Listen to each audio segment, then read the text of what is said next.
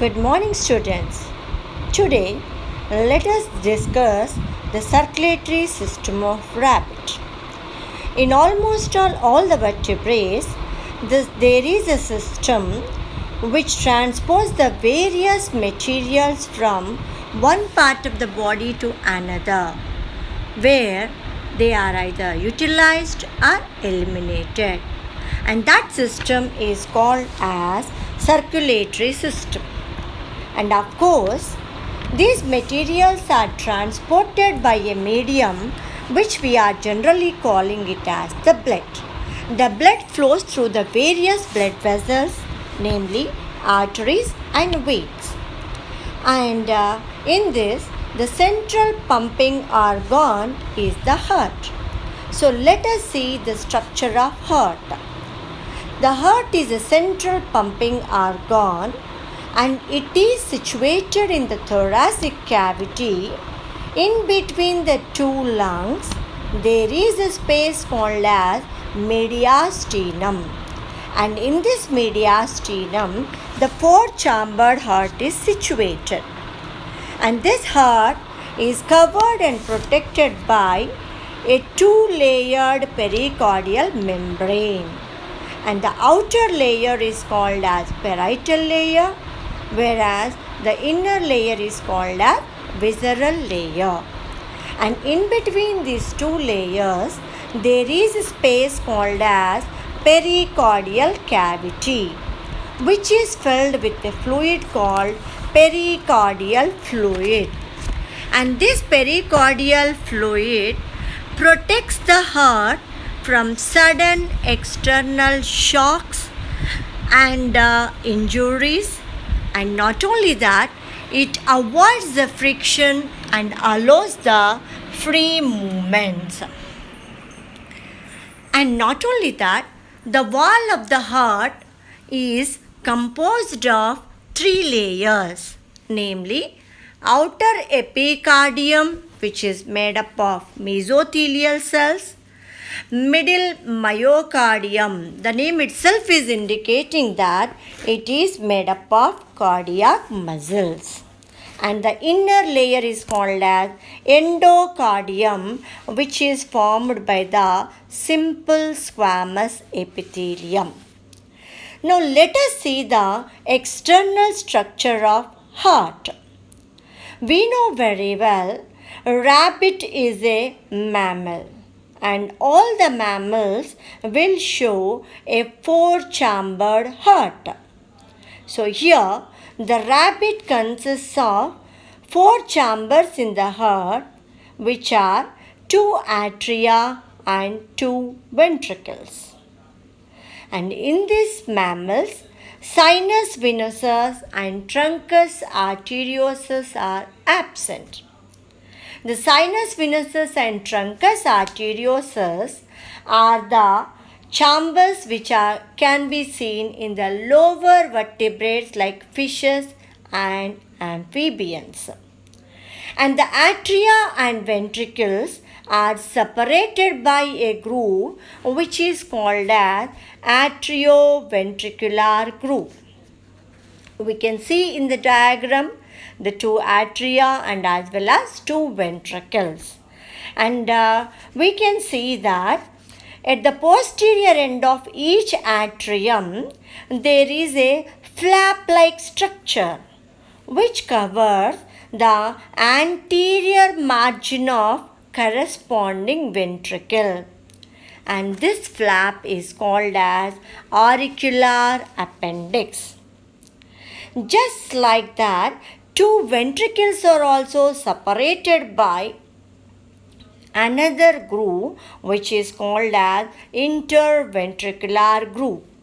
And this interventricular groove is oblique in nature. So obliquely the two ventricles are separated from one another. Now when you come for the internal structure of the heart, we can see in the vertical section of the heart, we can study the components of the heart as atria, ventricles and aortic arches. Let us see first of all about the atria. What are atria? The anterior thin-walled chambers of the heart are called as atria. And these two atria are separated from each other by a thin interatrial septum. What is that? Thin interatrial septum. And in the embryonic stage, the interatrial septum is having a small pore called as foramen ovale. What is that? Foramen ovale. Now, what is the function of this foramen ovale? In the embryonic condition, because the lungs have not been established by that time, the blood will be moving from the right atrium to the left atrium with the help of this foramen ovale. But as the birth is occurring and when the lungs are becoming functional, what will happen? Whatever the blood that is returning from the lungs will increase the pressure in the left atrium, because of which what will happen? The foramen ovale gradually becomes closed. When the foramen ovale is becoming closed, it is leaving an oval patch, which we will call it as fossa ovalis. And out of these two atria, right atrium is larger than the left atrium. What is that? Right atrium is larger than the left atrium, and it always receives the deoxygenated blood from various parts of the body. But how it is receiving from the various parts of the body? With the help of three major veins. What are they? Two precaval veins and one postcaval vein. So these two precaval and one postcaval vein will collect the blood from the various parts. And let me say here, the two precaval veins will collect the blood from the anterior parts of the body. That's why they are also called as anterior vena cava. Whereas the postcaval vein will collect the blood from the posterior parts of the body. That's why it is also known as postcaval vein. Right? Then, the opening of the postcaval vein. I told you here, the postcaval vein is opening into the right atrium, and that opening is guarded by one valve called as Eustachian valve. And let me say one more interesting point here is this Eustachian valve is also present only in the embryonic condition and becomes non-functional in adult. Now you may ask me, why so, madam? Because in the embryonic stage, this Eustachian valve will direct the blood flow from postcaval vein into the left atrium through foramen ovalis. Just now we said the foramen ovalis is present in the interatrial septum. Now not only that, the blood from the wall of the heart is collected by coronary sinus. And this coronary sinus will open into the left precaval vein. And that opening, that is, what is that? The coronary sinus opening into left precaval vein is also guarded by one more valve that is called as Thebaceous valve. What is that? Thebaceous valve. And in the wall of the right atrium, we can see a small node of specialized muscular tissue near the Eustachian valve, which is called as sinoatrial node, commonly known as SA node, which is the pacemaker. And what is the pacemaker? Pacemaker is the region where the contraction of the heart begins. This is all about the right atrium. Now, when you come for the left atrium always receives the oxygenated blood from the lungs through one pair of pulmonary veins. And let me say, in the case of man, there are 4 pulmonary veins, but in the rabbit, only 2 pulmonary veins. And these pulmonary veins will open into the left atrium through a common pore, and this pore is not guarded by any kind of valve.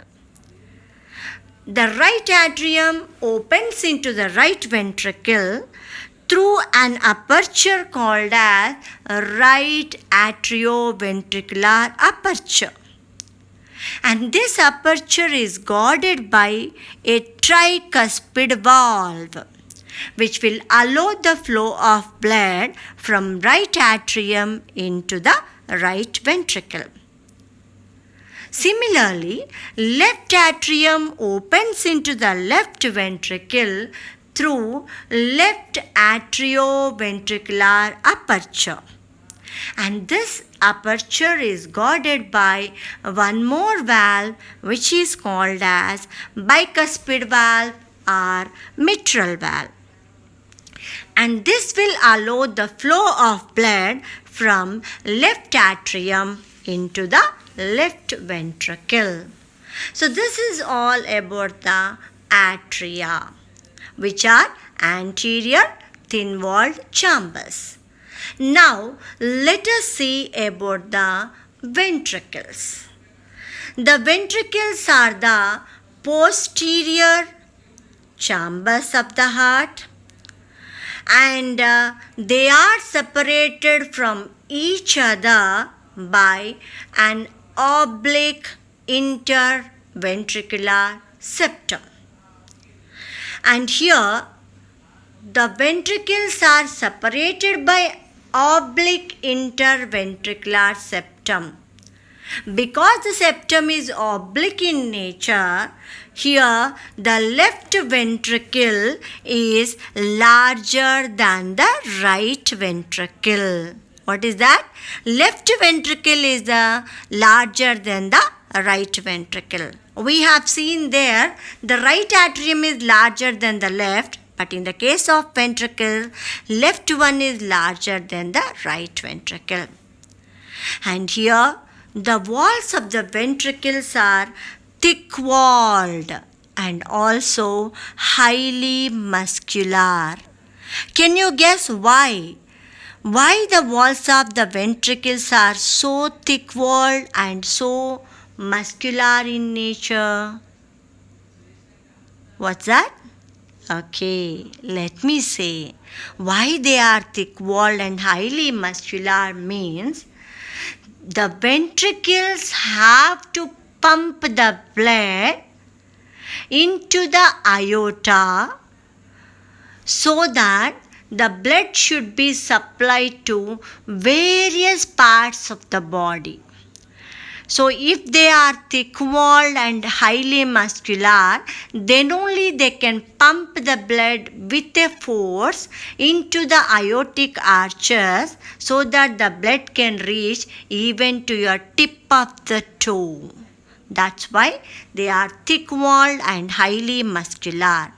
When you see the walls of the ventricles, they are raised into muscular ridges called as columnae corneae. And these columnae corneae are the finger-like projections.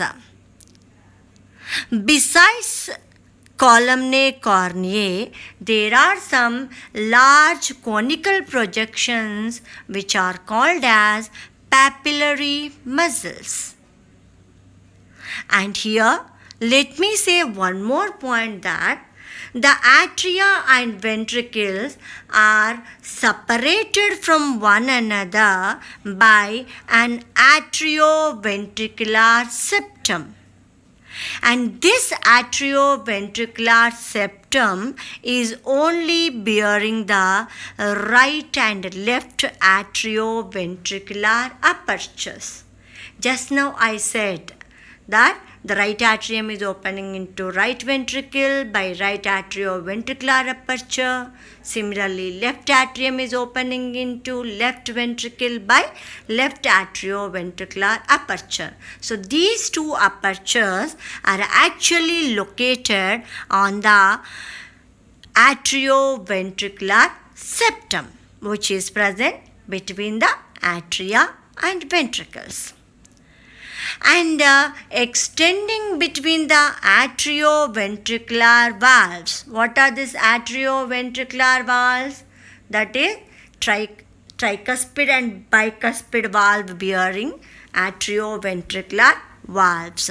So the in between these atrioventricular valves and papillary muscles, there are some thread-like collagenous tendon-like structures are present which are called as cardae tendinae. What is that? Cardae tendinae. The name itself is indicating. Cardae means thread-like. Tendinae means tendon-like structures. And in the posterior right border of the interatrial septum, we can see one more patch of muscles called as atrioventricular node, which is in a shortcut known as AV node. And this AV node, from this AV node, a bundle of specialized muscle fibers will arise, which is called as bundle of His. What is that? Bundle of His. And this bundle of His will extend along the interventricular septum and divides into two main branches. And these two main branches will spread over the walls of the ventricle, which will be dividing and redividing to form a network of fibers. And that net of fibers are called as Purkinje fibers. Now you may ask me, what is this speciality of this AV node, madam? The AV node is regarded as the second pacemaker. What is the first maker? Sinoatrial node. SA node is the first pacemaker and AV node, atrioventricular node, is the second pacemaker in the heart of the rabbit. Thus, mammals will show two pacemakers, namely SA node and as well as AV node. So this is all about the ventricles of the heart.